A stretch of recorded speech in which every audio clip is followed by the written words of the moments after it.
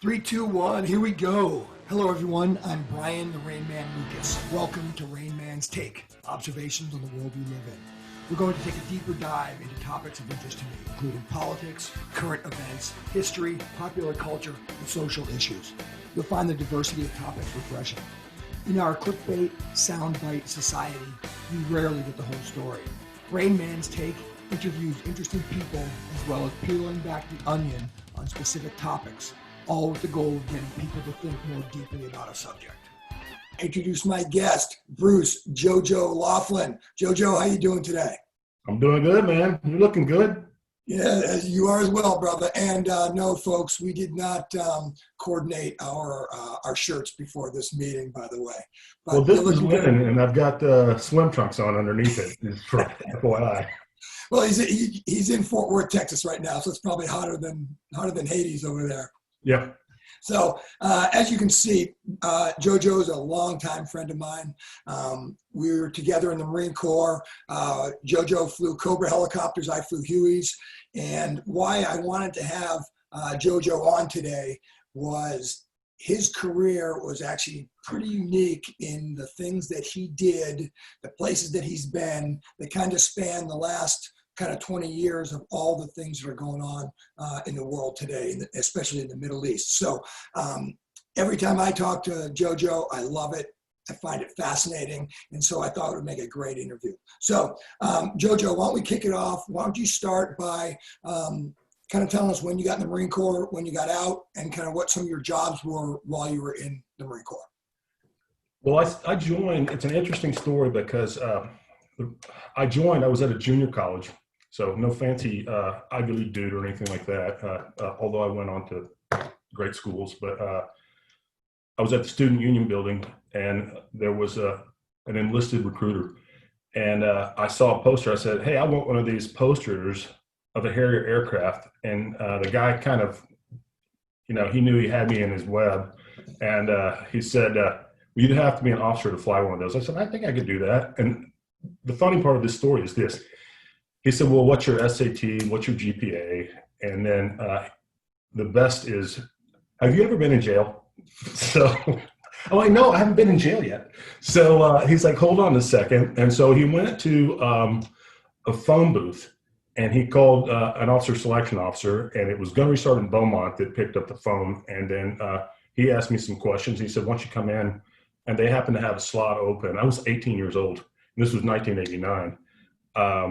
And the slot wasn't open for taking, you had to earn it. But yeah, I was a youngster, went to OCS at 18, the youngest dude in my company, graduated in 92, flight school, standard sort of deal, TBS flight school.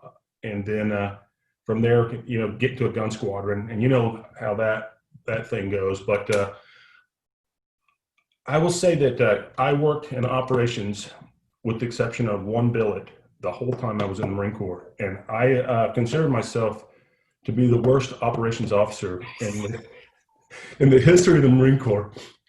And everybody's fighting to get an OPSO slot at the squadron level, and I got two, and I couldn't get rid of them. I just I want to do it. I don't want to do it. Something about you. You're a leader. You're an ops guy. Well, they say, being lazy has kind of, there's good fruit that comes from that. You know what I mean? I love it. But yeah, so at the squadron level, at the MAG level, then I was at the ESG. I was an air ops there, and then I worked in ops at the wing, and I was a current operations officer at the MEF. Yeah. And so, every single level, I worked in operations, and I wanted to do something, far more racy. You know what I mean? Like sexy, but as operations dude. And you, when you were doing all those billets, that wasn't flying all the time, right? A lot of those were ground billets where you were working in an office, whether it was deployed or in the United States. Yeah, you know what? The ground billets are designed to desensitize the aviator. So, you know what I mean? It's not all about getting on the airplane and, getting out and about where you can have some space. You're in there. And what it does is it makes you deeply inconsiderate of your aviators in terms of like everybody wants to come to you for like, hey brother, can you hook me up? Like I got a whole team to feed here. You know what I'm saying? Yeah. And you and when did you get out? When did you do a full 20 and retire? I got out in 2014. Okay. And definitely at some point, either in this interview today and most likely, just because we got a lot to talk about, most likely we're going to be doing another interview. But you did some pretty cool billets. You did some amazing billets while you were flying, but you also did some really interesting stuff on the ground in Pakistan. That was basically to round out your career, right? That was your last billet. Yeah, that's intriguing even to me. I mean, I'm still trying to unwrap my mind over it in terms of it's such a nuanced environment. And I think if people could understand it better, we might have a better grasp of what the situation is, particularly in Central Asia. Yeah. So, and we'll definitely get back into that down the road.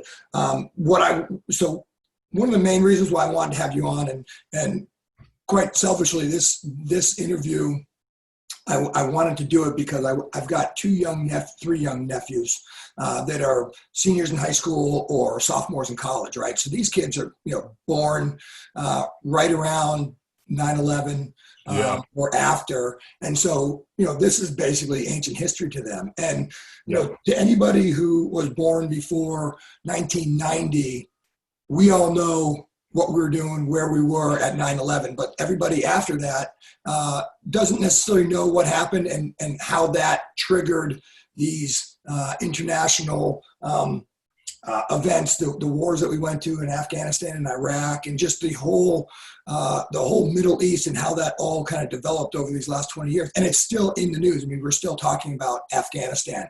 So what I definitely want to do, Jojo, is talk to me a little bit about what you were doing in the Marine Corps prior to 9/11, and then we'll go from there.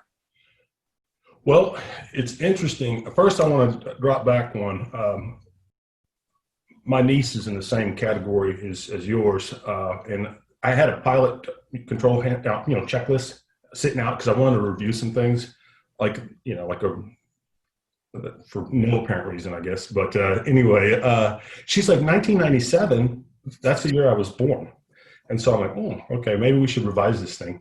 But we talked about, September 11th, and she's like, I knew it happened, but don't know much about it really.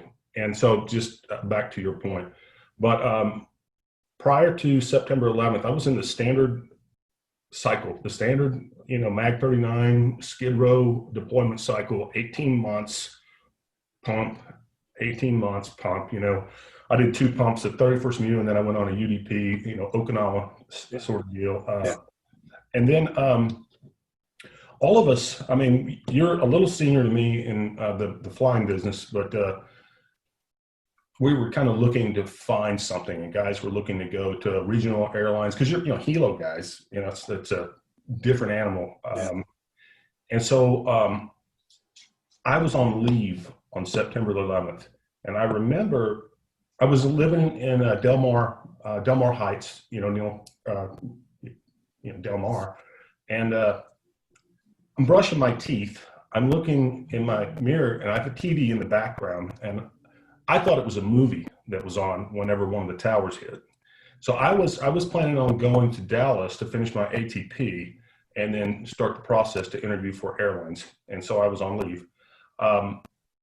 And then I'm kind of like, this doesn't seem right. So I got up about the same time the second aircraft hit the tower. And then so I called in the unit, and I was at Scarface at the time, HMLA 367, and they're like, you need to come in. And so I thought, hey, we're going. And here's the interesting thing. I knew we were going to go to Afghanistan because we had been getting briefed on, Taliban and terrorist camps and stuff. Did you really? Yes. So, okay, leading up to that, interesting.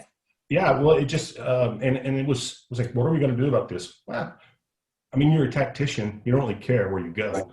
Right. And So, but it was surprising that I knew that that's where we were going. And I thought we were going to launch right away. You know, when you and I were younger, we used to have the air contingency MAGTF where you were on a 24-hour tether. And Yep. so I knew we could rapidly deploy if we need to, and we just kind of sat. And I think that was an opportunity for the whole DOD to kind of understand the circumstances and build a plan. And then about that time, my boss, well, not my boss, but there was kind of a call that went out to all the squadrons, and it's like, hey, we need 2 more Cobra pilots to deploy immediately with the 13th MU HMM 165. They're going to reinforce the squadron, and I was a senior captain at the time, and I was like, I'll do it. And so I called Whitney on a Wednesday. That's my wife. Said, can you have lunch? And she knew if I'm calling her to have lunch, something's going on. Right. So that Wednesday, she's like, yeah, let's go if that's what you want to do. And then I checked in the unit on Friday. And then the next week we deployed. Wow. Hey, real quick. So when that call went out, were there a lot of guys that were volunteering, or was it a pretty small number? It wasn't so much that a lot of guys, they just weren't informed. I was kind of an insider. Gotcha. And like, hey, do you want to do this? Gotcha. I do want to do it. And so, and we plucked some good guys. HMLA 369, what we did is we plussed up the ACE from 4 Cobras to 6 Cobras, and then we added an additional Huey, and we added 2 additional CH-53s. We cut some 46s. And then I'm not sure about the Harrier DAT, how much they plussed up. But anyway, so HMLA 369 supplied the aircraft, knowing that there would be a kind of a swap of aircraft. You know how that works. Yeah. But they couldn't afford to give up 4 snake pilots and still meet their obligations. You know what I'm saying?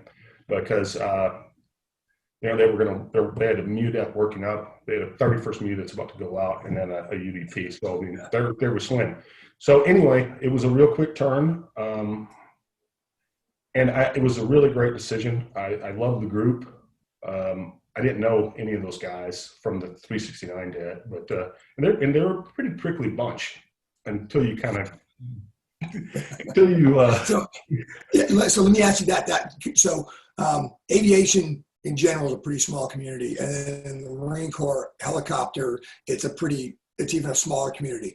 So you obviously knew some of the guys in the squadron, but I'm sure there's that he's a new guy. You know, how was that getting to know him? Because basically it sounds like the boat trip over is when you got to know him.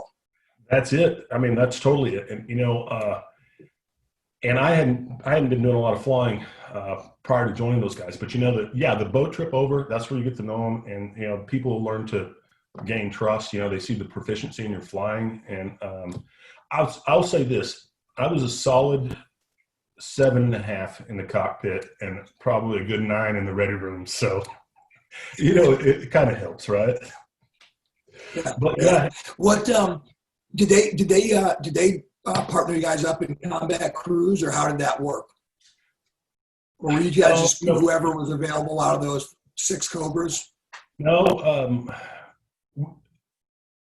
we didn't. And the reason being is this, en route, I don't know if I'm supposed to say names on this podcast or whatever, but en route, Mike names, Johnson, call signs, whatever you're Mike Johnson, Hojo, he was committed to the training calendar, and he had guys that he needed to get trained up, you know, and so the schedule reflected what the training needs were. And then once we got in combat, we just crewed everybody up to what the mission was, you know, like, Gotcha. You know, if you needed a FAC-A, you're going to crew it up. And so, yeah, so we didn't combat crew really. You did fly more with certain guys than other guys, it seemed, but no, we didn't combat crew.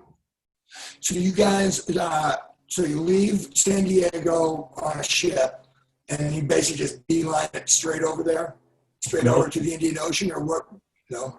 No, that's the funny part because we left 6 weeks early, and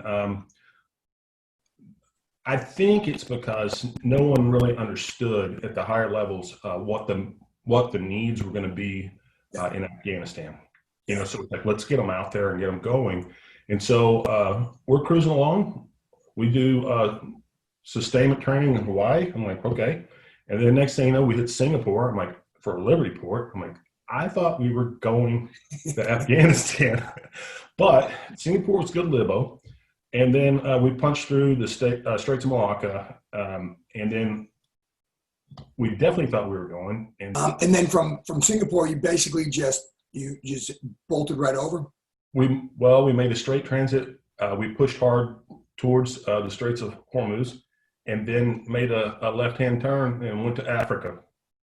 And I just was like, really, is this what we're in such a rush for? But it was interesting. I believe that the broader DoD was really trying to get a sense of how to utilize assets.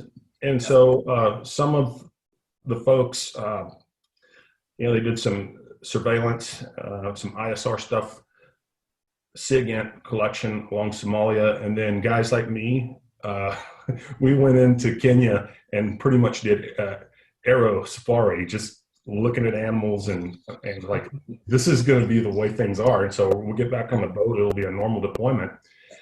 And I think what was interesting is that once I had resigned myself to the fact that that was going to be our fate, we were cruising up near Oman towards the Straits of Hormuz. We were going to do that's where we're supposed to be in our AO. Because you always have to have one mute presence there, at least within a certain response time. So we're having chow and we're just joking around, standard wardroom BS, right? Just trash talk all over the place. And I feel that the boat shudder a little bit. And I've been in this position before whenever we were in Indonesia, responding to a crisis there. And it just, the boat just has kind of a vibration. I'm like, interesting. And we keep eating. And then that's when Squirt comes in and tells us, that's a dead OIC. He said, hey, pack your stuff. We're flying off the boat tomorrow and we're going into Afghanistan. And it was that. Hey, real quick, Jimmy, before you go into this, what is going on in the world right now? Are the special operations guys on the ground there yet, or are you guys going to be the first U.S. soldiers into Afghanistan? No, it was getting pretty filled with guys that had been there for several months. Because starting from our own CIA people to our SF guys, and SF guys have been there for a while.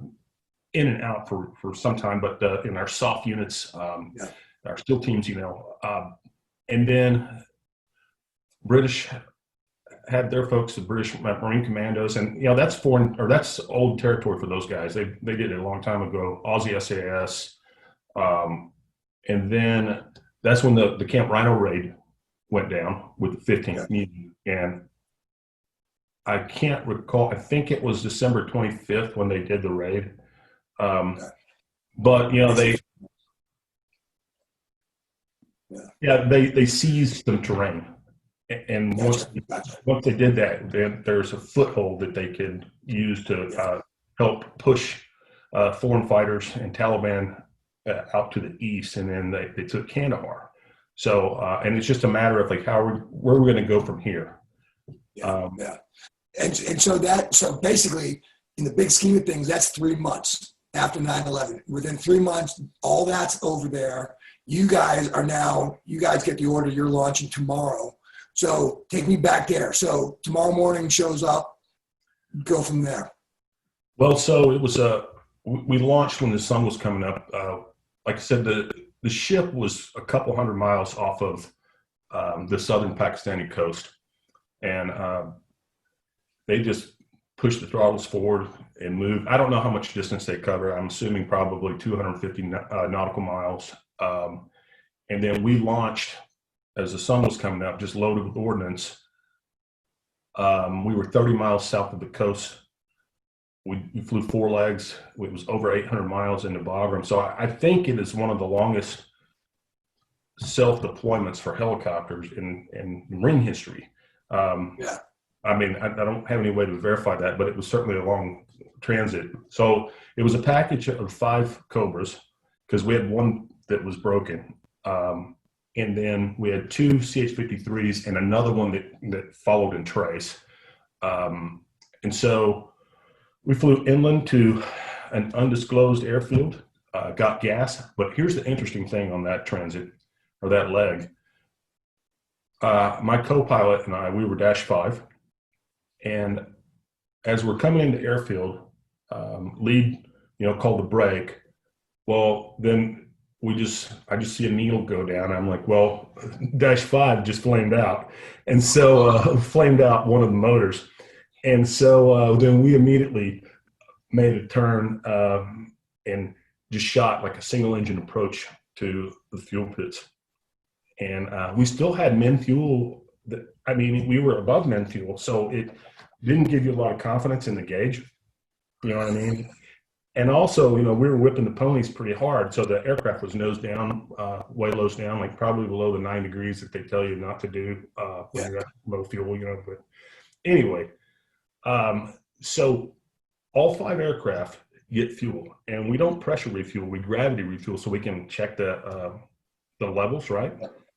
Everybody's filled to the brim, and when we turned up, all of us were reading 500 pounds low. Yeah.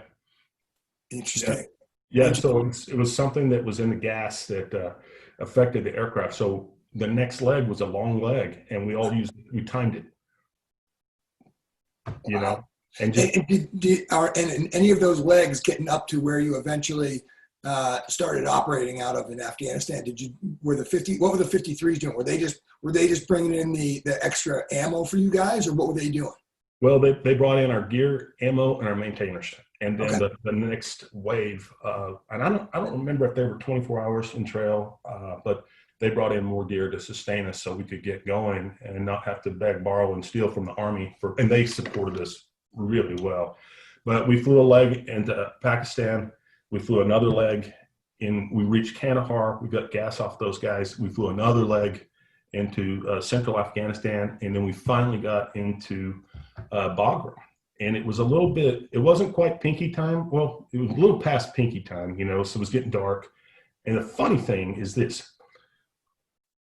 We landed, part of the airfield has still got potholes from mortars from the fight with the Mujahideen back in the day. And we land and they just tell us to go to the keys. And we're like, well, what are the keys? They're these little pads for helicopters.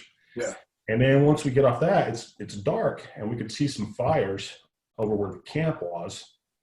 And we're like, okay, we must need to go that way. Well, so we just, made the march over towards the fires. And the next day, the funny thing is they were doing mine clearing over there. We had no idea. And they had spray painted some pathways for our maintenance guys to go out there with it. So it's pretty funny. It really is. But, we got there. We had a tent that was just covered in mud, just soaked wet. We got a little bit of chow, bedded down, and we did fan flights the next day. And the interesting thing was on my fan flight, we got into a really good scrape. So heavy firefight. Oh, really? Yeah. And now is this at, so where exactly is this again? Where are you guys right now? So this is leaving Bagram, and then we would go to, this was a couple days into Operation Anaconda, and the Army, their aviation units got hammered pretty good, like 2 days earlier. And so we were gonna, essentially our mission was to do armed reconnaissance and mop up in that area. Yeah.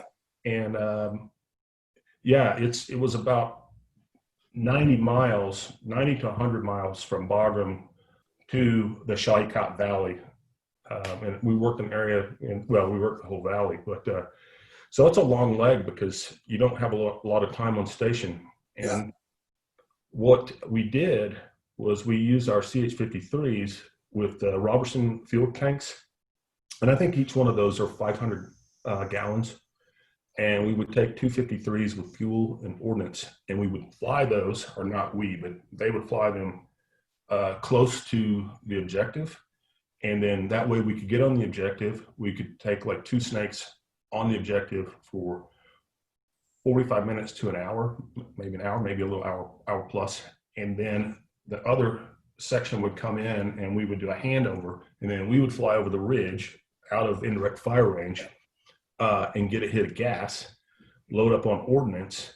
Those dudes would work the, on station, and then we would just flip flop, and then we'd get home with, virtually no gas. So it's interesting, but we were a force multiplier by using the 53s. Oh, absolutely. Yeah. What was the terrain like? Were you in the mountains at this point?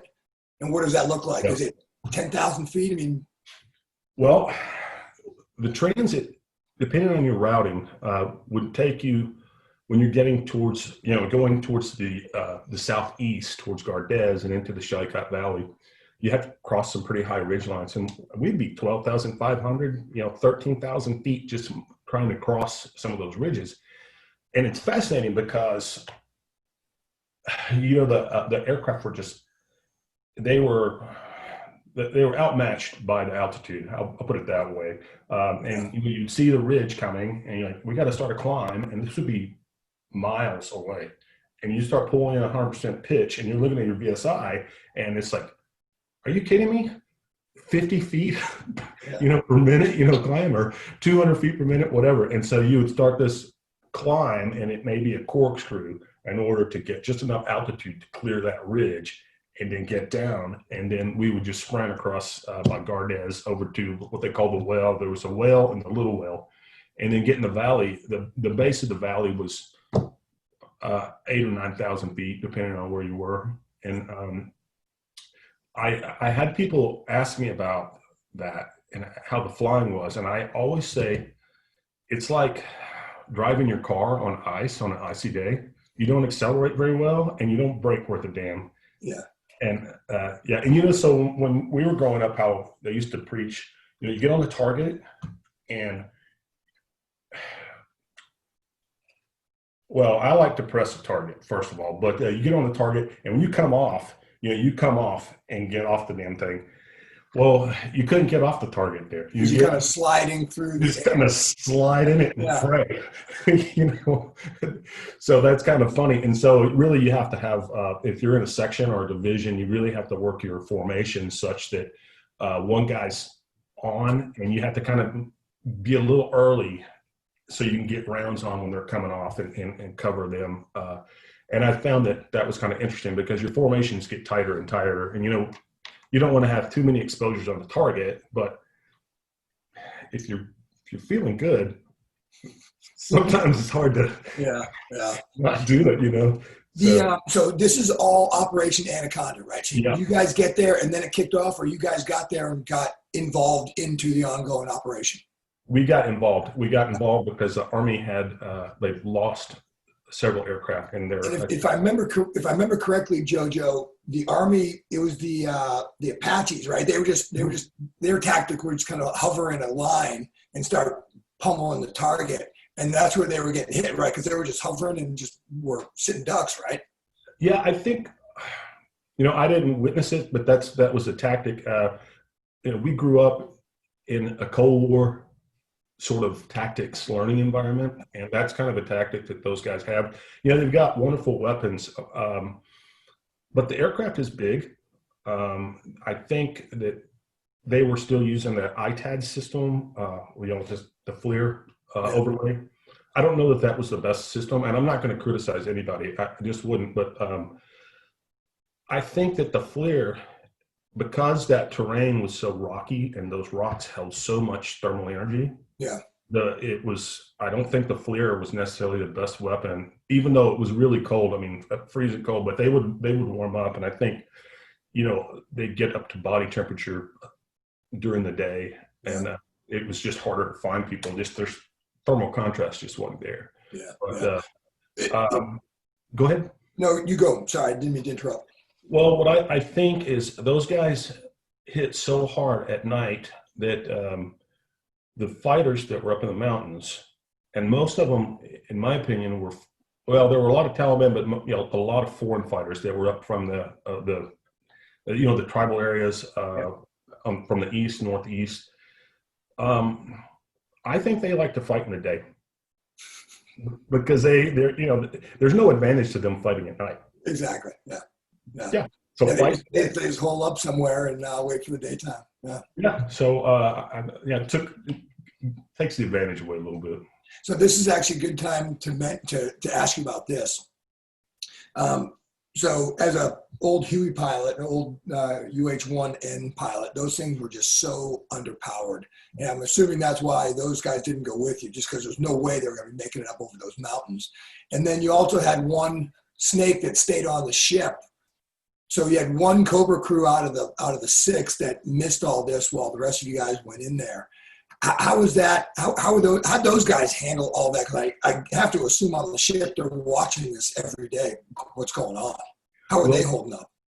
Well, what we did was we swapped those guys out, and with the Huey crews and the CH-46 crews, those guys were flying, runs into Pasni, the port just on the south side of Pakistan, and so they stayed as busy as they could. They wanted to get in the fight, but we were underpowered. Yeah, a Cobra max gross takeoff weight, at least the whiskey model, was 14,750 pounds. Well, you got to have gas and you got to have bullets, and so we would take off with 15.2 gross weight, and we would slide just to get out of translational lift. But those guys, they did the best to stay busy. I would say it's better for the aviators than it is for like the battalion landing team. They're just working out and eating chow and trying to train and stay positive and wait for a mission to come. And I think Anaconda was an opportunity for hire to look at the situation, to say we've tried a certain amount of foreign fighters and Taliban, and where do we go from here? Right. And kind of slow the pace and maybe just send a message. But strategically, I think there's a lot of folks that will criticize it, but I think it was a success and that it was a significant fight. And I think about it, and I certainly have my tactical criticism on how I would approach it. And I know there are a lot of people that are smarter than me and say, shut up, you didn't plan it. But, there's routes that flowed through to the east, particularly into the coast or host area, however you want to pronounce it, and into Pakistan, where there's a lot of safe haven, particularly on the West Pak border. Yeah. And I think maybe we could have isolated that a little bit better. I don't know. Like I said, I'm sure the people that plan it will criticize me, but I dealt with it for some time. So, yeah. How long were you guys actually in the fight in Afghanistan? Those 5 snakes. How long were you guys there for? It was really only about a month. And really? the thing, but the first 2 weeks, consider this. We fired over 100 PGMs and dropped, and GBUs. That's a lot of PGMs. Yeah. And I think we were close to 10,000 rounds of 20 millimeter and hundreds and hundreds of rockets. And we shot like crazy. And that was an interesting experience because, up until then, I'd only shot a few Hellfire. I'd never shot Flechette. And the funny thing is, the TACman will tell you the way it explains Flechette. It expresses like there's like 3 darts that come out, that almost like a tracer, but they don't really explain what it is. And I remember tipping in on the target really tight, but hit the laser rangefinder and like, okay, well, we're about 1,100 meters. That's good. This is perfect for Flechette. Launching the dang things and then seeing these.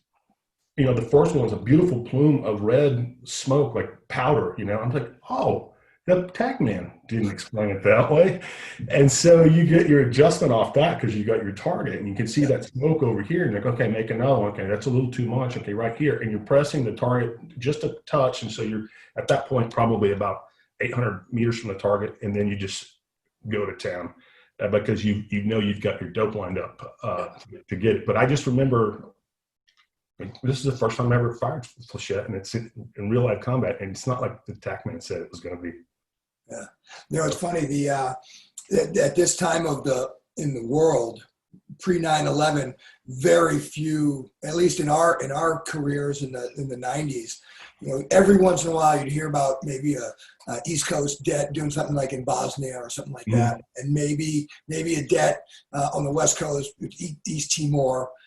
So there was just little bits and pieces of guys shooting, and it wasn't even a lot. It was like the bare minimum. But in that community at that time, it was crazy because nobody else had done it. Now you're in there, just you can't arm the helicopters fast enough for what you guys are doing. Well, our first sortie, like I said, on the area familiarization flight, we tipped in. Well, got into the objective, and we had an Apache that was our guide, if you will. We certainly didn't need an escort, but this is kind of like this is the he was showing you around. Yeah, just showing us around. And so Squirt said, "Hey, we want to do some weapons checks." And these dudes were like, "Hey, we're just going to hang back." And so they set back, kind of. I mean, they were probably 8 kilometers, maybe 6 kilometers back, just chilling, and just wasn't ready to waiting to go home because there's like, we've already been here, we've already been shooting like crazy. There's nothing here. So Squirt saw a blue tarp on the ground. In fact, I'll back up. I couldn't believe how many bomb craters there were. I mean, bomb craters, they were dropping the Moabs the size of a house. I mean, you could put all over the place. Well, the Moabs not so much, but there were all kinds of small craters. And anyway, the other thing I found interesting is we were getting into objectives. The Taliban would put those little Pashtu hats on sticks, and so you're like, oh, there's somebody. No, it's a hat on a stick. But anyway, so nothing was going on, and Squirt's like, well, let's just do weapons checks. So there was a blue tarp, and it's like, on the blue tarp, boom. Get into a 180 out trail attack and check the guns out. Well, as soon as he opened up, that place erupted. Dudes came out of the woodworks just shooting, and it was from our weapons checks. Yeah. And so we got into the fight, and then we started, calling some attacks and getting some distance, and trying to get the PGMs on their fighting positions. But their fighting positions, they've been dug in there for 30 years, they had rock positions and stuff like that. And the thing is those guys thought they were pretty safe hiding behind rocks, but a Hellfire will penetrate probably 12 feet of rocks. So it wasn't a good call. And you guys had no idea what to expect there. I mean, were you getting any type of intel briefs of where you were going, or?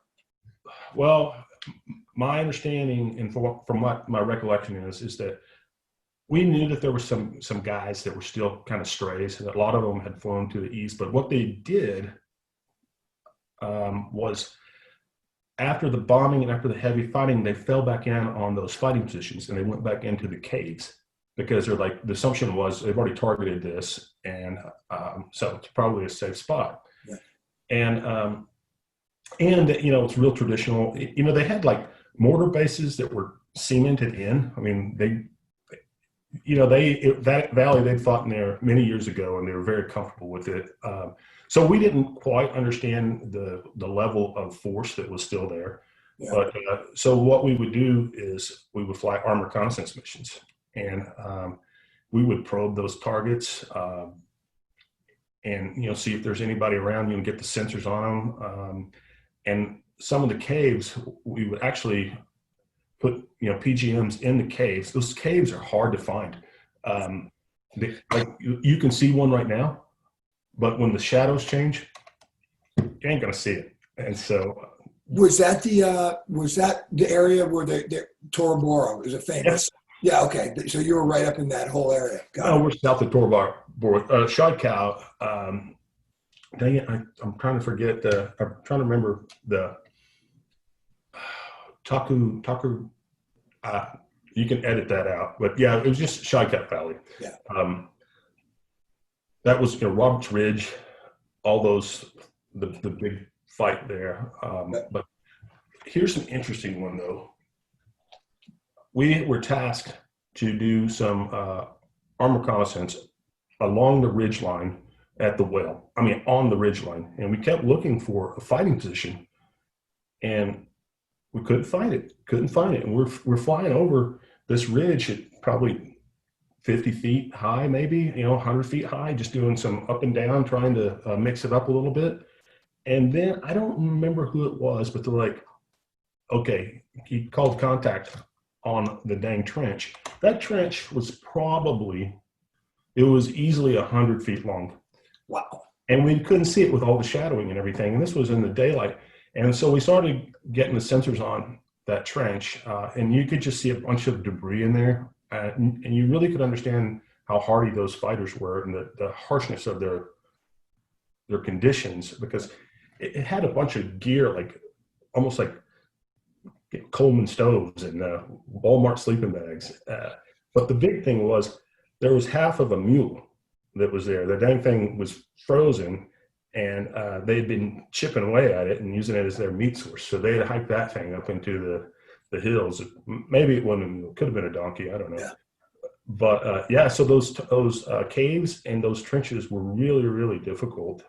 So you're right on top of them, you still couldn't see them. That's wild. It is wild. And that's where having crew chiefs would have been nice, because they typically have a better sense of what's going on, but not what's going on, but they, an extra set of eyes going out that way is good. But before I forget, though, that objective was pretty interesting, because we got we were tasked to do armed reconnaissance on the southern end of the whale, which is one of the ridges there. It's a long main ridge, at least on the west side. And we made contact, or we tried to make contact with the Airborne Command Control aircraft. We had AWACS, and the British had, I forget what they called, the call sign was for theirs. But we were so low in the terrain as we're transiting, we just didn't get them. If they're far on this side of their track, where your line of sight communication is just not there. And so we made calls in the blind. We got our, on station on time, and we started working on the southern end. And I noticed an impact just in front of me, about, 200 meters. And I was like, oh my goodness, it's more mortars. But I was like, my mind is saying it's too much for that. And then another one and another one. I'm like, where are these guys coming from? So we break off, we come over the left, Squirt's out here, he comes back, and we regroup on the other side of this ridge. And the whole spine of the whale, that mountain, just erupted. And we were like, what happened? And so we wait, kind of circle around, and we look up, and there's a contrail, and we see an aircraft coming back, and it was a carpet bombing. No way. Yeah, we were just on the front end of the bombs that dropped a little bit faster and gave us enough time to break off. If we would have been 30 seconds earlier in that objective, we'd have been just crushed with that. And those were B-52s, right? That were dropping that. Yeah. Wow. Yeah, it was insane. So lots of good times. Oh man. All right. Well, I'll tell you what, so you were there for a month. What was your overall, so you were there for a month and then you guys leave. So it's what, February of 2002? March. Okay. Yep. So you leave. And then obviously Afghanistan picks up to where it became in 03, 04, 05. What was your impression when you guys pulled out or were relieved? What was your impression of what just went down? I think we were still trying to weigh the calculus, like what's next? I mean, what were the impacts of that operation? And from there, we started flowing forces in, and not a whole lot really, but we started working at counterinsurgency, and it just changed. I don't think we knew. I think that we anticipated being more of an invasion type force, but one of the things that people don't consider, they make these assumptions that you land on a beach and you're scot-free, but that terrain in southern Pakistan, it's razors, running parallel to the beach, on and on and on. And so you really can only get through these narrow mobility corridors. So it's not like it's not like it's an easy task by any So you're stretch. not necessarily establishing a quote unquote foothold. Yeah, I mean, and Afghanistan was locked. So, I mean, it was permissive getting in there, but I guess what I'm saying is when we consider like other countries, like there are a lot of considerations to doing a forcible entry from an amphibious source. You had in pre-production, you had mentioned so you guys are part of Operation Anaconda, but you had mentioned that in the overall scheme of that, it was almost like they didn't even recognize you guys as being a part of it. What was all that?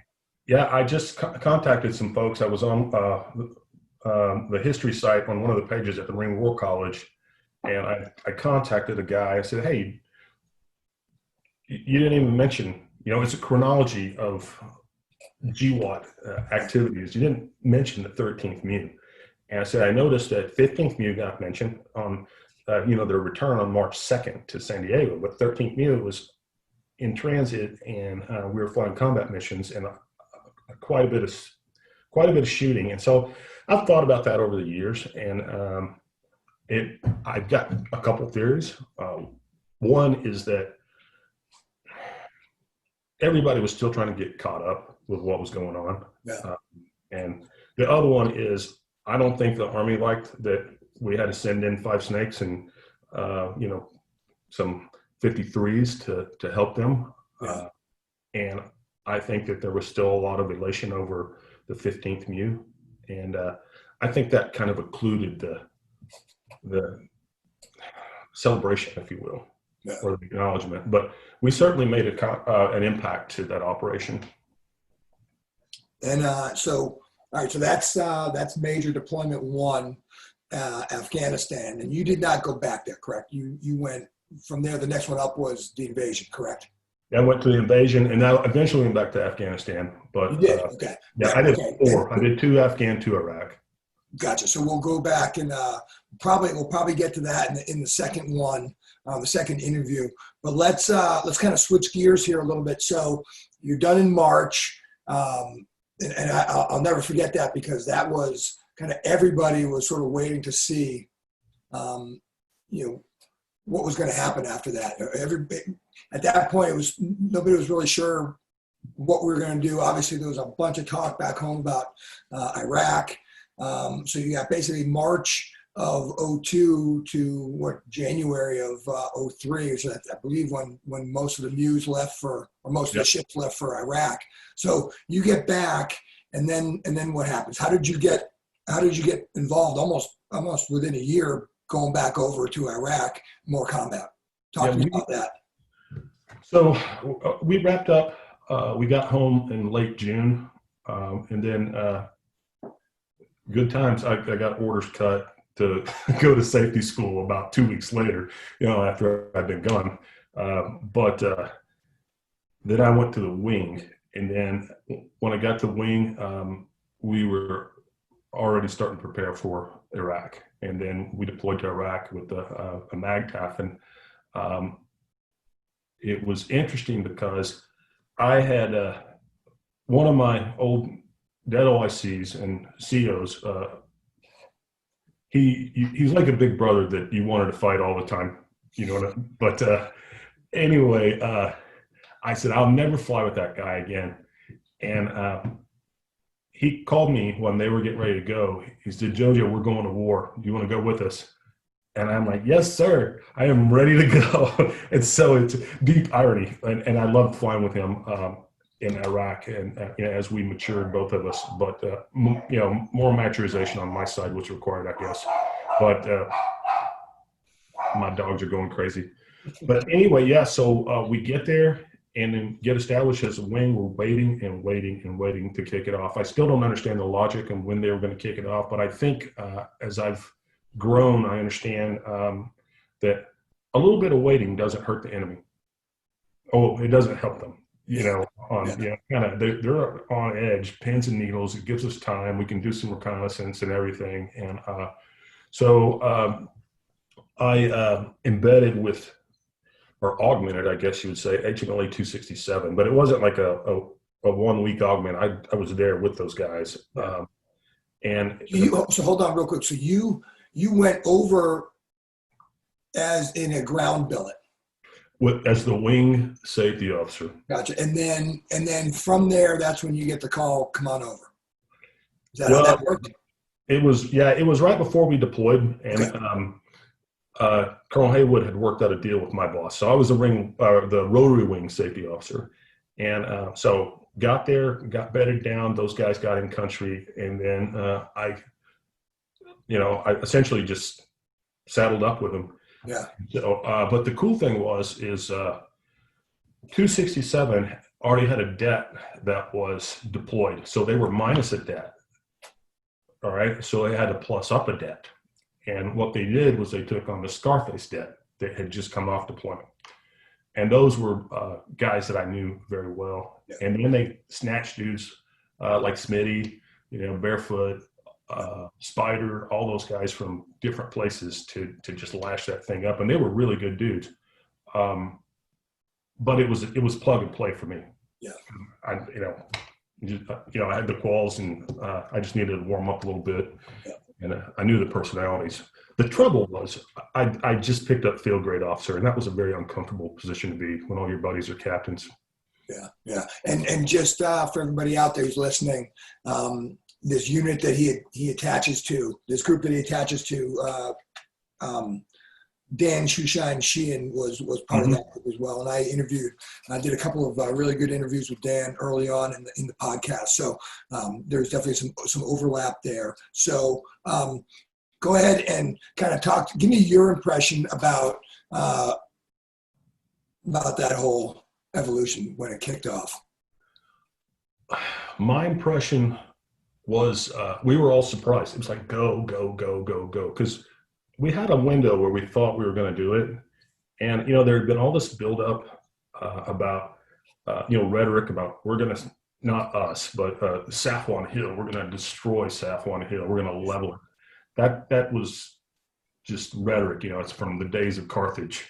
So we were anticipating like this real intense buildup. And we had a plan to strike positions along the border, the observation posts, which was interesting because it was actually a rotary wing that did the strike. I'm not sure in retrospect that was necessary, but anyway, every day we would live out there and we get scud launches coming and you get to hear the alarm, and we didn't have any impacts on our base, but we did have some that came close, and Patriot batteries took them out. But it was fascinating. It was really a waiting game. Yeah. And once it kicked off, the speed, you couldn't keep up with it. Yeah. Hey, real quick, before let's pause right there before you get into that. Were you the only guy at that point that had the combat experience that you had from Afghanistan, or were there other guys that had shot before? I would say that at that time, I was the only guy that had been to Afghanistan, but there were some dudes that had been in Somalia, but they're older guys, that had done it. Colonel Haywood had fought in the Gulf, and I think he was a Somali guy too. But I was probably the most recent guy. Yeah. Okay. And did that help? I mean, were guys asking you questions about that, or what was it? Not really. I think our community, you know how it is. Everybody's got it figured out, so, but you have to be arrogant and you have to be cocky and you have to have this deep confidence. And you know what they say, 100% confidence, 0% accuracy. Just say it like you know what you're talking about. Well, it's funny you say that because I did have a conversation with Brad Legoski and Dan Sheehan. They were and Brad said, what is combat like? And I said, well, once you experience it, that first engagement, your experience is as good as mine. Yeah. Your knowledge is, and it's all different. And so I said, just, you guys are so well trained, and we really are. I mean, that's something to applaud. I always get asked, who are the best pilots, in the world? I would say we are, and people are like, oh, of course you do. That's what you're going to say. Yeah. And I'm like, well, we have the best aircraft. We have the most money, and we can afford the flight hours. We have the best ranges, and it's just even an average dude like me can get really on his game if you give him enough time. And I remember you actually. I remember asking you actually that same question before our unit left for Iraq. What was it like?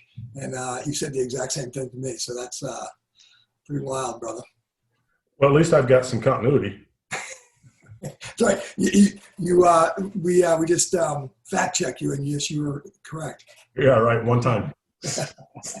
So let's go. Now, okay, it's on. The balloon goes up, and it's a sprint. Talk to me a little, because this is one thing I thought was interesting, and that's the whole. You were talking about just how fast you guys went, and what was that like? Well, I think that night for the strike on the observation post was inky black, and we had a helicopter that went down, not a Cobra, but it was a Huey that had British commandos on it, and it kind of it was disheartening, but it just demonstrated how difficult the conditions were. I don't think it was as dark as Afghanistan, but anyway, still that stretch of desert between Kuwait and the southern Iraq border is featureless, and on a low light level night, it is terrible. But I think everyone was a little surprised that there wasn't a lot of fighting once they crossed the border. And it was like, when are we going to get into it? When are we going to get into it?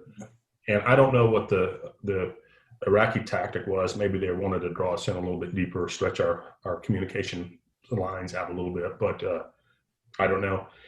And so guys would come back, and it's like nothing. And then it was probably 3 days into it, perhaps, when the logistics train from the Marines was running up Route 7, 3rd Infantry Division from the Army was, taking the western. It wasn't a corridor. They're mech, so they just flew up there. Not flew, but they didn't really need roads. Yeah. How about that? Yeah. But and that's where the whole Jessica Lynch thing went down with Ann Azaria, and that's when Todd Miller and Shoeshine and all those guys, they logged over 18 hours that day.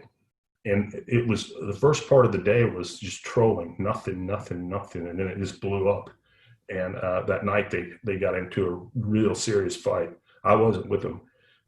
They got back, and then the next day I went out, and we went back up to Nazaria, and it was just like things were moving so fast you couldn't keep up. And we had these refueling trucks and trucks with ordnance that were just on the road, and they were just moving everywhere, and we had to keep up with them. But yeah, it was like a lightning speed pace. And what was striking to me was we would engage troops and targets, but a lot of them would just fall back out into the woods and or the grass and just seek concealment. Yeah. But and I'm like, why are we leaving these people? Why don't we just mop them up? But the idea was, I guess, not to hassle with that, because we wanted to have swiftness and get into Baghdad and decapitate the leadership. That's kind of what I've come to grips with, and in retrospect, that probably wasn't the best move in retrospect. Yeah, right. Well, and I was surprised with how many people we left along the roads, and those guys, their infantry would squeeze back in if they saw like a unit that wasn't like real heavy, and they would ambush them. And so we did a lot of mop up work there, and we started shooting like crazy between Anazaria and Adiwania.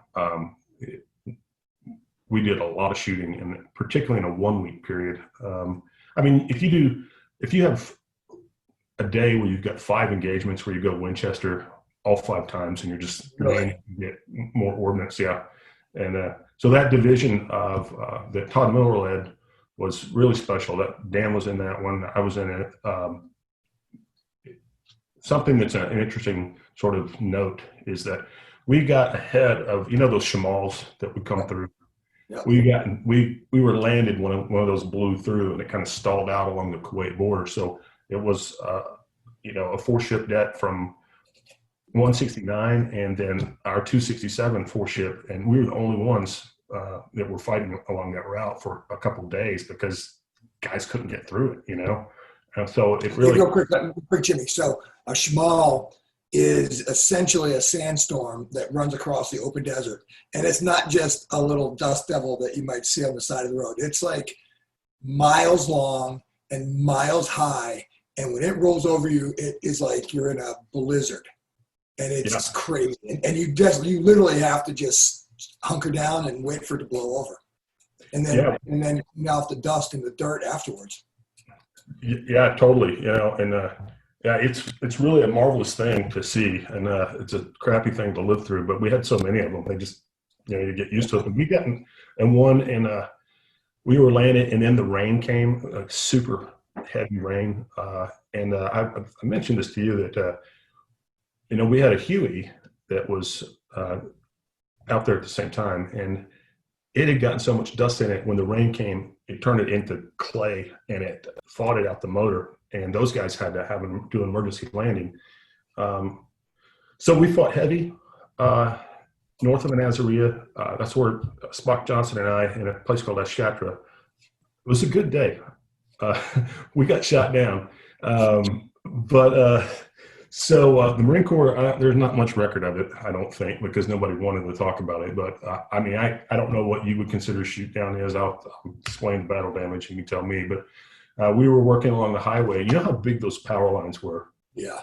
They were nuts, the north-south power lines. And so we had the four ship. We split Shoeshine and his section over to the left, and James Weiss, who passed, who was shot down, on the left, and we worked the right. And so Charles Johnson and I were with Todd Miller and Dave Bussell Fuse. We're working targets and just hitting it. And I'm on the gun. Spock pulls off, and when I look up, we're in these high tension power lines, and just come on the controls and just jerk that aircraft back. And Fuse said, "Hey, are you guys all right?" I'm like, "Yeah, we just barely got over the wires." And he said, "I don't think you got over those wires." But my gut told me, "You're not going to make it over these wires. Just, you know, your calculation is so good." Yeah. Like, and I kept thinking, what's it going to feel like when I'm just falling, you know, through the air? But so did you guys fly underneath them? I don't know what we did. I had no idea. I just know that when I saw him start pulling on the controls, my mind said, you're not going to be able to get over them. Yeah. And but somehow we were unscathed, and like, well, that was pretty scary. So we had another engagement, and then we went and got more ordnance, and then we were flying up north at a place called Ashatra, which is about 30 kilometers north of Nazaria, and maybe more or less. And the ground fact's like, hey, something's going on here, and we're like, okay. So we start trying to check it out. Well, previous to that, we had a bird strike, a big egret. So, we're getting up there, and the facts telling us, you know, something's not right. There's a vehicle that's coming up and down, and so we start looking, and we didn't realize it. We were just getting shredded with small arms. You know, they were firing like crazy, but they were concealed very well. Yeah. And so once we located them, we did a division attack. But Spock and I, we started getting a shimmy in the tail rotor. And it's funny because we rationalized it. And we're like, yeah, you know what? It's probably that egret that hit the doghouse by the rotor head and took out our number one hide system. And the number one hide system powers this stability control augmentation system on the tail rotor. So that's it. Well, it wasn't. It was it was small arms fire that was just gobbling us up. And we had taken rounds through an avionics bundle, through a transmission oil cooler, through the skids, through the tow missile system, and through rotor head, and through, so essentially we're fighting. When all the lights started going off, we had one more pass, and we were on one engine. And so another embed in the story is that we shot a tow missile, and that missile tracked and tracked and tracked and went stupid. And, tows will do that, but they usually go stupid early. Well, it was the same tow missile that had been shot through the, we could see the round that went through the tube. Yeah. But when we played the tapes back later, that tube or that missile had tracked to the target, went stupid, and went down into a fighting hole. It actually hit a target, but it wasn't the target we intended it to hit. No way. Yeah.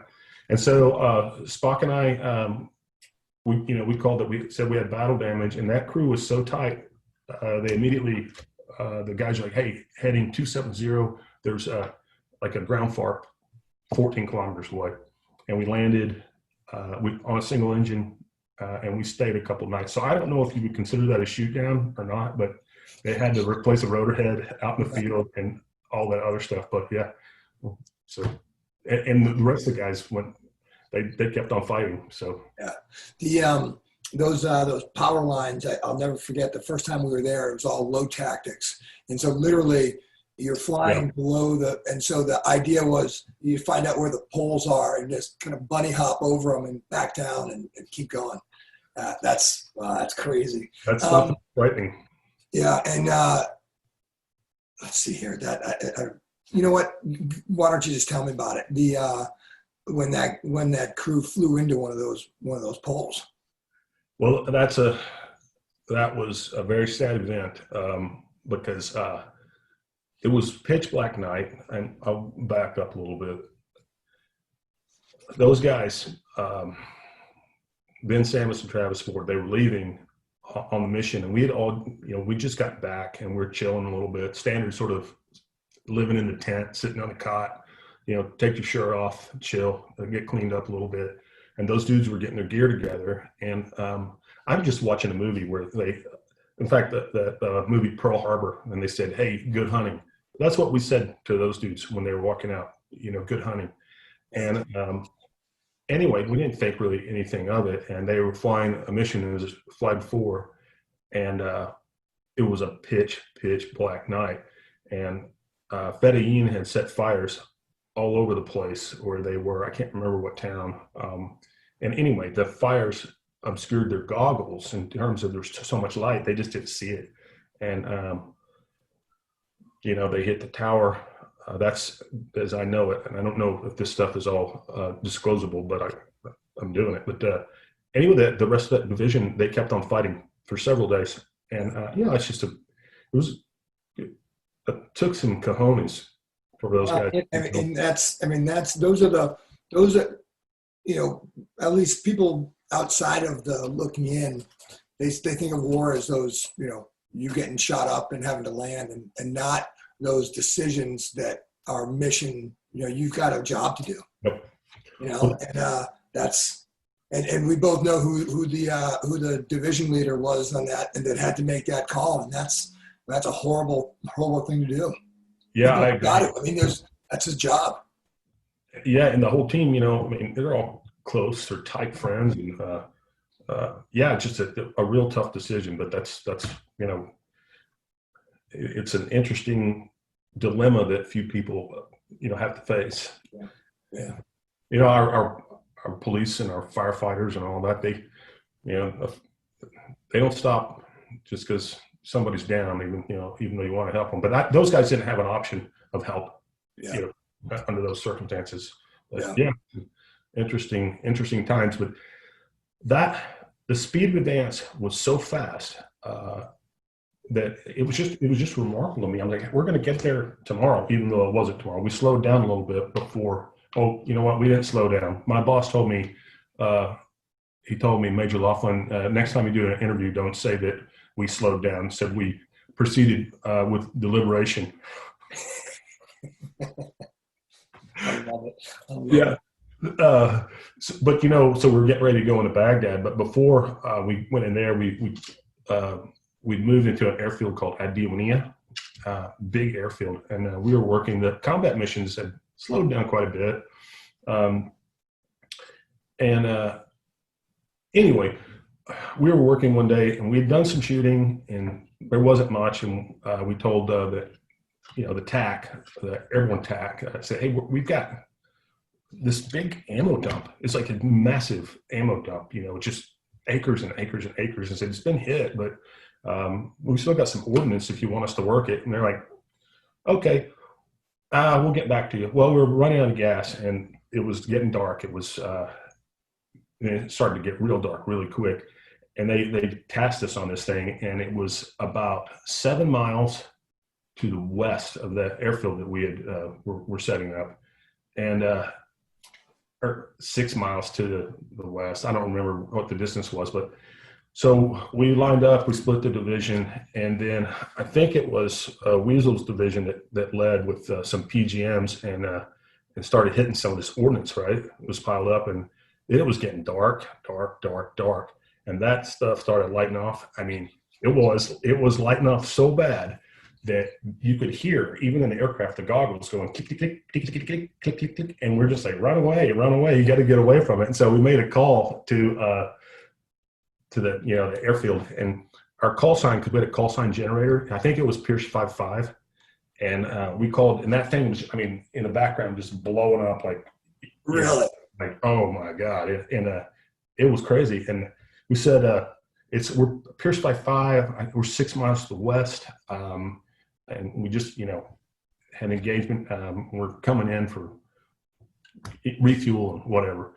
Well, the guys were all mopped up. They had their rifles, and we landed, and they came up the aircraft like, are you guys all right? Are you all right? And we're like, yeah, we're fine. What's up? And like, there's a fierce firefight 6 miles to the west, not Pierce 55. Yeah. So, and the adventure continues because we bedded down for the night. It was the first night we really got to be in a secure environment. And the MAG was setting up their tents and everything, but they had a bunch of tents that were folded up, and they were warm. And we're like, you know what? We're going to sleep on these things. So Carl Krankovich and I crawled in the back of a truck that had warm tents in it, and he had his radio on, and like a shortwave radio. Yeah. And we fell asleep in that truck, and that truck went on a road trip. They didn't know we were in the back. And No way. Knocked on the window, and the gunny, he about lost his mind. And he's like, well, it's going to take me another hour, but we slept like babies. Another thing about that radio was we would listen to the radio. This is north of the Nasiriyah, when there were a lot of TLAM strikes and artillery going off, in one of the target areas. Yeah. We could hear it on the radio before we heard it hitting the objective. This is how fast the radio waves, Wow. So, yeah. Amazing. I love it. So, hey, let's take a step back here, because I found this fascinating. The day that you guys got took all that battle damage and went and found that FARP, sounds like it was out in the middle of nowhere. I mean, and you were there for a couple of days. What was that like? Well, it was very deliberate, the location of it, but when we were, going direct to it, the Marines were packing up and they were leaving. They were on their way out, and we shot a single engine approach to it was a road that was being built, but it wasn't. It was just a berm. It was a dirt berm, and so it was unimproved. And then the rest of the division landed with us. We kind of checked, make sure everybody was good, and then they took off to continue fighting. But what they left behind was a small team of Marines. I think it was about 5 guys, 4 or 5, and they came up to us and they stayed with us, and they told us, there was a sergeant. He said, hey, sir, we stayed as long as we can. We have to catch back up with the unit. He said, can you tell me what's going on? He said, I've got 4 Marines, and I'm 22 years old, and we don't know what's going on because, like I said, we were moving so fast. Where's the fighting? Where are we going? What are we going to get into? And so I laid down my map, and I told them, I said, I was, a little embarrassed because I hadn't shaved.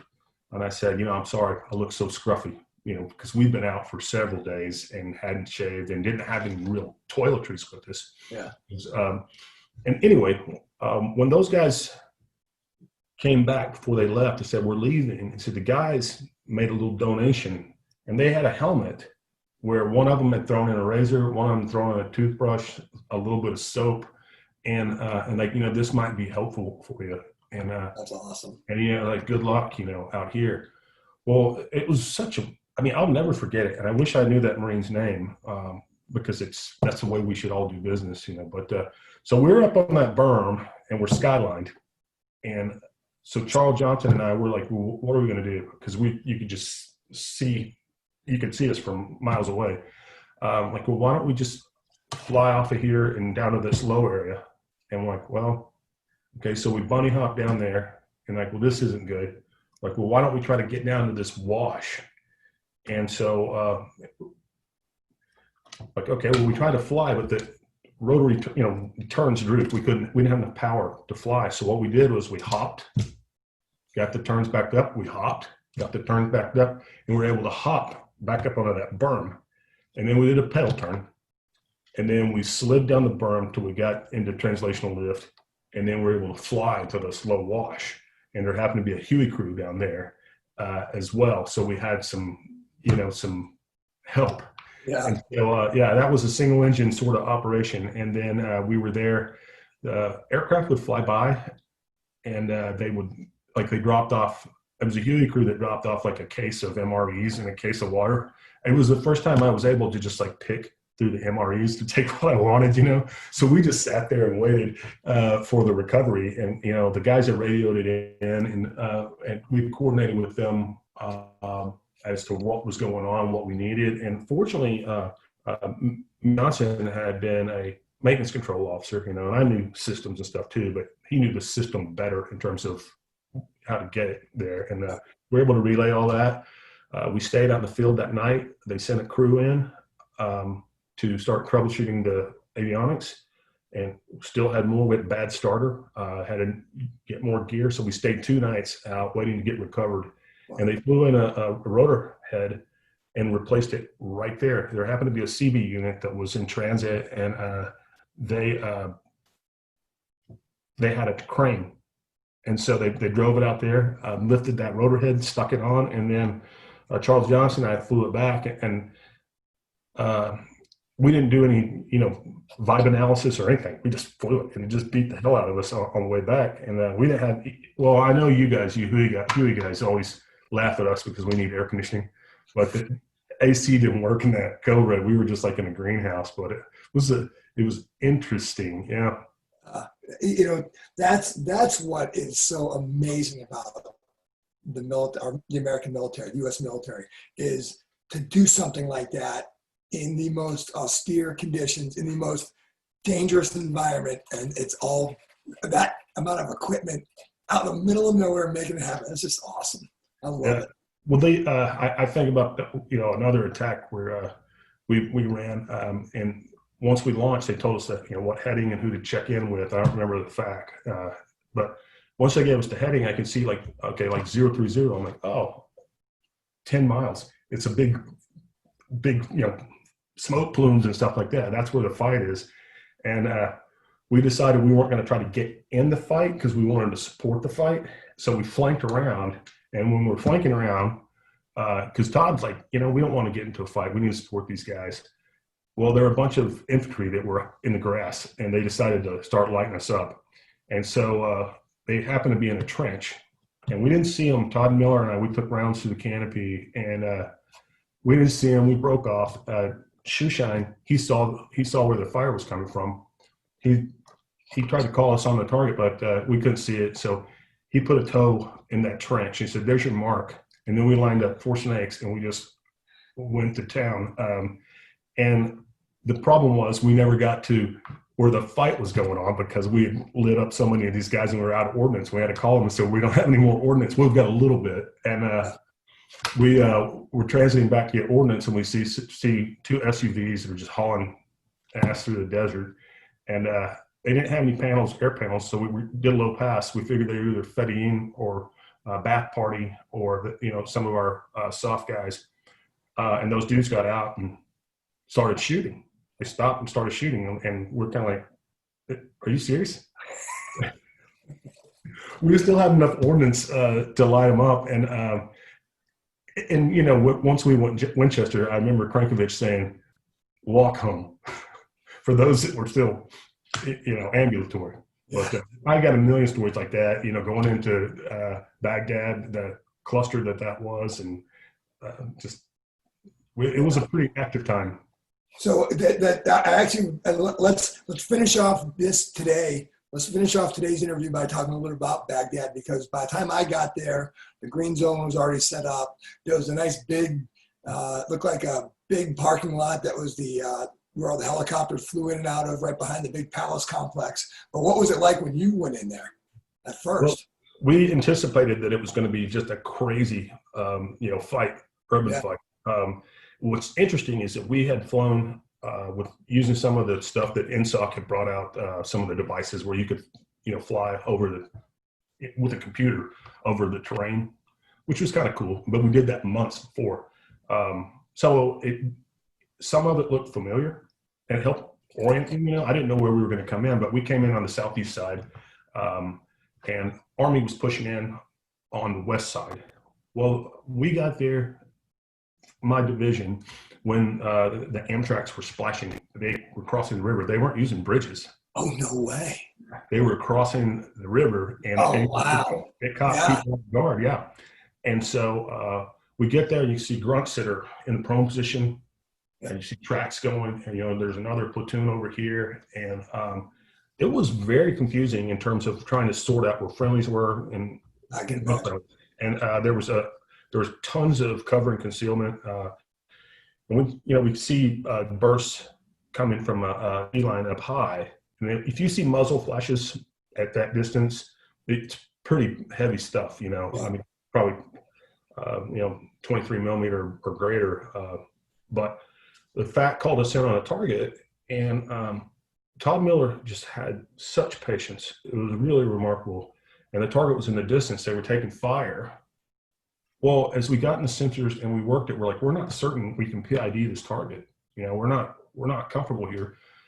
And there's all kinds of stuff going on. And it turns out those were friendlies firing on friendlies.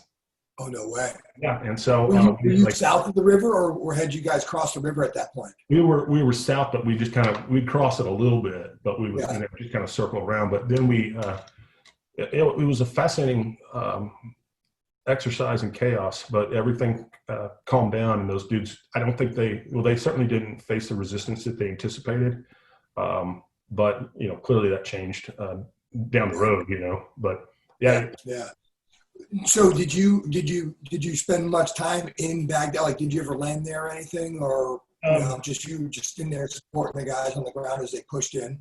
At that time, we just supported the guys, and we would get back on the road, get gas, and but one of the things that I did want to mention to wrap up is kind of, seriously, this was a significant event, but how we've talked about how this event kind of shaped the Marine Corps in my mind, the leadership. So General Mattis was 1st Marine Division. General Amos was the wing commander. General Conway was the MEF commander. And General Dunford worked for General Mattis, and he became one of the regimental commanders while they were on the march north. And so if you look at that and those relationships, they were very close with one another. You had, General Conway became the commandant. General Amos became the commandant. General Mattis became SecDef. General Dunford, became the chairman. And that little group of leaders right there really made a stamp over the last, 15 years certainly. But after that event, just considerable amount of influence. Yeah, all good people. Since I worked with some of them, so. All right, man. Well, listen, let's go ahead and let's finish up today. But we're definitely going to have you back on, because we haven't even gotten to some of the other very interesting stuff that you did kind of post shooting deployments, and definitely want to get into those in more detail. And we definitely don't have the time for it today. So close it out for interview number 1. JoJo, thank you very much. You got it, man. I love it, brother. This is all good. And I'll finish off like I always do. If you're in the military, the police, the fire department, or the first responders, if that's you out there, thank you very much for your service. Stay safe. Yep. And this is the Rain Man. We'll talk to you soon. Thanks for watching Rain Man's Take, observations on the world we live in. If you like the content, don't forget to hit the subscribe button below. You can also follow Rain Man's Take on Instagram at Rain Man's Take. Also, check out our website at www.rainmanstakepodcast.com and send your comments to rainmanstake@gmail.com. Keep an eye out for future podcasts, which will be coming out every Thursday at 5 p.m. West Coast time.